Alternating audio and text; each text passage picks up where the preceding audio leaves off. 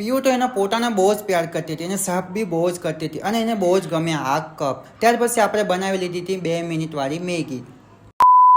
સો હે guys, good morning અને જય શ્રી કૃષ્ણ બધાને. તો આજે સવારમાં ઉઠી ગયો હતો અને નાહી બાઈને રેડી પણ થઈ ગયો હતો. બસ શર્ટ પહેરવાનો બાકી હતો અને ત્યાર પછી આપણે રેડી થવા માટે આવી ગયા પાછા, કેમ કે મારે જવું છે જોબ ઉપર અને આજે સાલું વિચારવું જ પડે કે કયો શર્ટ પહેરવું અને કયો નહીં પહેરવું, કેમ કે રોજ કયું પહેરે એમ જ વિચાર આવે. અને પછી ગમે તેમ કરીને એક શર્ટ તો લઈ જ લીધો. હવે આપણા પર શૂટ કરે કે નહીં કરે, પછી આપણે પહેરી જ લેવાનો છે આ શર્ટ. અને સવારમાં ઊંઘ બી બહુ જ આવે. ત્યાર પછી ફાઇનલી આપણે રેડી થઈ ગયા, પણ આપણા પર શૂટ કરતો છે કે નહીં એ તો આપણને ખબર નહીં, પણ આપણે પહેરી જ લઈએ ગમે તે. પછી આપણે લઈ લીધું હેલ્મેટ, કેમ કે હેલ્મેટ પહેરવું ફરજિયાત છે સુરત સિટીમાં.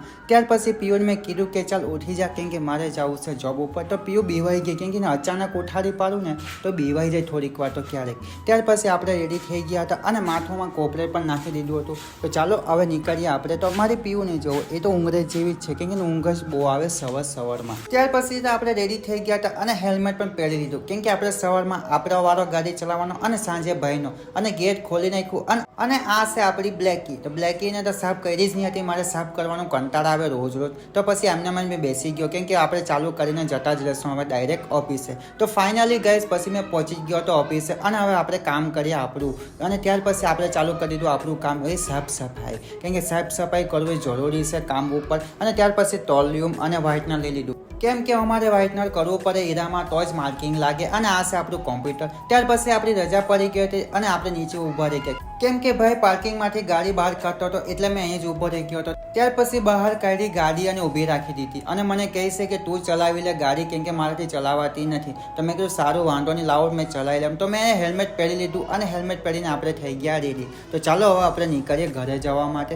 અને ફાઇનલી આપણે પછી પહોંચી ગયા ઘરે અને આપણા વાળ જો કેવા થઈ ગયા, કેમ કે હેલ્મેટ પહેરો તો ગાઈસ આવાજ વાળ થઈ જાય. અને પછી મને ભૂખ બી બહુ લાગી, તો મેં વિચાર્યું તો હવે શું કરું. ત્યાર પછી મને યાદ આવ્યું કે ચાલો આપણે 2 મિનિટવાળી મેગી બનાવી નાખીએ.